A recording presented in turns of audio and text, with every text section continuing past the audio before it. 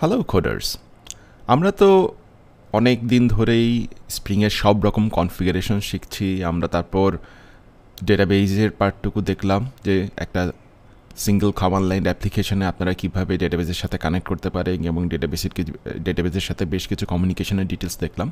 তো এখন আসলে সময় এসেছে আমাদের নেক্সট স্টেজে যাওয়ার, সেটা হচ্ছে আমরা স্প্রিং ওয়েব এমভিসি সম্পর্কে একটু শিখব। তো স্প্রিংয়ের যে ওয়েব এমভিসি এটা একটা স্প্রিংয়ের যে স্প্রিং ঠিক না, আসলে জাভাতে যে সার্ভলেট এবং জেএসপি আছে ওটারই একটা অর্গানাইজ করার একটা ওয়ে। তো স্প্রিং অনেক সুন্দরভাবে আমাদের সার্ভলেটস এবং জেএসপিকে অর্গানাইজ করে দেয়। তো আপনাদের যদি সার্ভলেটস এবং জেএসপি নিয়ে এর আগে এক্সপিরিয়েন্স থাকে তাহলে খুবই ভালো। এক্সপিরিয়েন্স না থাকলে কিন্তু এই পুরা টিউটোরিয়াল সিরিজের বেশ কয়েকটা জিনিস আপনাদের বুঝতে একটু সময় লাগবে। সেক্ষেত্রে হয়তো আপনাদের সার্ভলেটস এবং জেএসপির বেসিকগুলো দেখে আসলে ভালো হয়। সেটার জন্য বিভিন্ন টাইপের বই আছে, বিভিন্ন টাইপের টিউটোরিয়াল আছে, আপনারা চাইলে অনলাইনে শিখতে পারেন। আর এখন আমি যেটাতে চলে যাব, আমি যেহেতু স্প্রিং টুলস্যুট ইউজ করছি, আমি চাইলে এখানে ইজিলি একটা স্প্রিংয়ের একটা নিউ অ্যাপ্লিকেশন কিন্তু আমি তৈরি করতে পারি। হ্যাঁ, নিউ স্প্রিং প্রজেক্ট তৈরি করতে পারি। কিন্তু আমি চাচ্ছি আপনাদেরকে আরও বেসিক্স থেকে দেখাতে যে একটা টিপিক্যাল জাভার ওয়েব প্রজেক্টকে স্প্রিংইফাই করে আস্তে আস্তে স্প্রিংয়ের কিছু কিছু কম্পোনেন্ট আস্তে আস্তে ইন্ট্রোডিউস করব।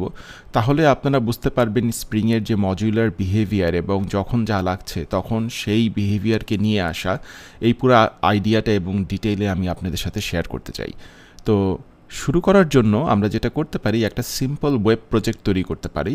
So let's start with that, creating a simple dynamic web project. সেটা ক্রিয়েট করার জন্য আমাদের যেটা করতে হবে, আমরা ফাইল থেকে নিউতে যাব। ফাইল থেকে নিউতে যেয়ে আমরা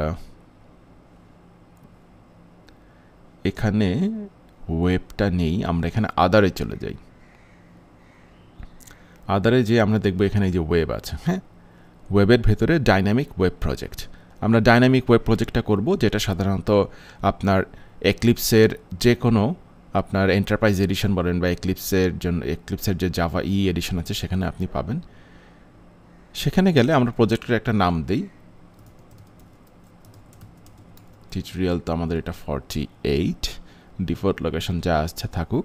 এখানে টার্গেট রান টাইম, এটা কিন্তু আমাদের স্প্রিং এসটিএস এর সাথে যে পিভটাল টিসি সার্ভারটা চলে আসে, টমক্যাট সার্ভার, ওটাই আমরা রাখি। নতুন রান টাইম আমাদের নেওয়া লাগবে না।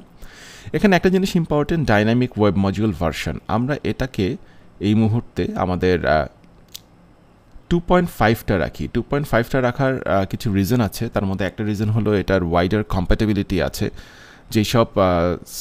যেসব হোস্টিং প্রোভাইডার আছে, ওই হোস্টিং প্রোভাইডাররা যদি টমক্যাট 6 ইউজ করে থাকে তাহলে 2.5 দিয়ে কাজ চলবে।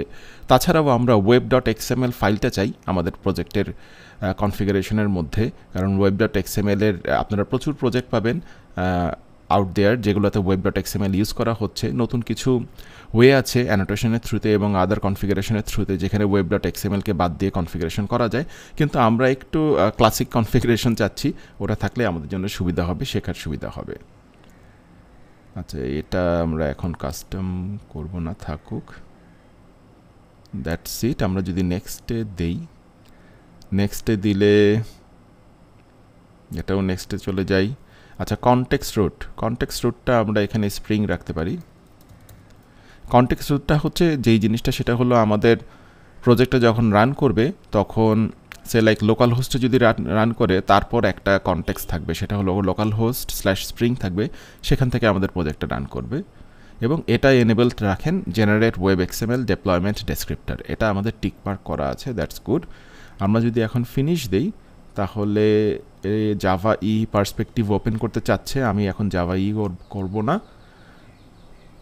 কেননা আমি এই এক্লিপসের এসটিএস-এর স্প্রিং ভার্সনটাই আমি এখানে রাখতে চাই। ঠিক আছে। আচ্ছা, এখানে কিন্তু আমাদের এটা তৈরি হয়ে গেল, তাই না? এখানে দেখি যে আমাদের ওয়েব কন্টেন্ট আছে প্রজেক্টটা, এবং ওয়েব কন্টেন্ট আছে ওয়েব আইএনএফ এর ভেতরে ওয়েব এক্সএমএলটা আছে। এটা ইম্পর্টেন্ট, এই ফাইলটা আমরা চাই এই জায়গায় থাকুক। আচ্ছা, তারপর আমরা এখন যেটা করি, টু টেস্ট আওয়ার অ্যাপ্লিকেশন, আমরা এই অ্যাপ্লিকেশনের উপর ক্লিক করে আমরা নিউ একটা জেএসপি ফাইল তৈরি করতে চাচ্ছি। এখানে কি জেএসপি ফাইলের অপশন আছে? না থাকলে আমরা আদার্সে যেয়ে করতে হবে। আদার আমরা ওয়েবের ভেতরে JSP file, there you go, আমরা এটার নাম দিতে পারি হোম। শুধু হোম দিলে ডট জেএসপি সে অ্যাড করে নিবে, to be on the safe side. JSP আমরা অ্যাড করে দিলাম, এটা ওয়েব কন্টেন্টের ভেতরে তৈরি করছে, উইচ ইজ গুড। ফিনিশ। তো আমাদের জেএসপি ফাইলটা তৈরি হয়ে গেল এই যে ওয়েব কন্টেন্টের ভেতরে। এখানে আমরা এখন জাস্ট হ্যালো ওয়ার্ল্ড আমরা প্রিন্ট করলাম। তো জেএসপি ফাইলের ভেতরে চাইলে আপনি জাভা কোড লিখতে পারেন বা অন্যান্য ট্যাগ ইউজ করতে পারেন, সেগুলো আমরা ডাউন দ্য রোড ফিচার টিউটোরিয়ালে শিখব। তো এখনকার জন্য আমরা যেটা করব, জাস্ট আমরা এই জেএসপি ফাইলটাকে আমাদের যেই কনফিগার করা পিভটাল সার্ভার আছে সেখানে আমরা আসলে এটাকে রান করতে চাই। তাহলে আমরা হোম ডট জেএসপিতে যেয়ে রাইট ক্লিক করে আমরা এখানে দিতে পারি রান অন সার্ভার। এটা দেওয়ার পর সে প্রথমে জিজ্ঞেস করবে কোন সার্ভারে আমি রান করতে চাই, পিভটাল টমক্যাট সার্ভার। ঠিক আছে, এটাকে আমি অলওয়েজ ইউজ দিস সার্ভারটা এনেবল করে দিলাম। এনেবল করে দিয়ে আমি যদি ফিনিশ দেই, সে কিন্তু আমার এখানে রান করার কথা। দেয়ার ইউ গো, আমার কিন্তু এই যে লোকাল হোস্ট হোম, এটা কিন্তু আমার এখানে রান করছে। সো ফ্যান্টাস্টিক, আমাদের প্রজেক্টটা এখানে রান করছে। আমরা এখানে হ্যালো ওয়ার্ল্ড দেখতে পাচ্ছি। আমরা যদি এটার সোর্স দেখি তাহলে আমরা দেখতে পারবো আমাদের জেএসপি ফাইলের সাথে এখানে মিল আছে, আমরা যা লিখলাম।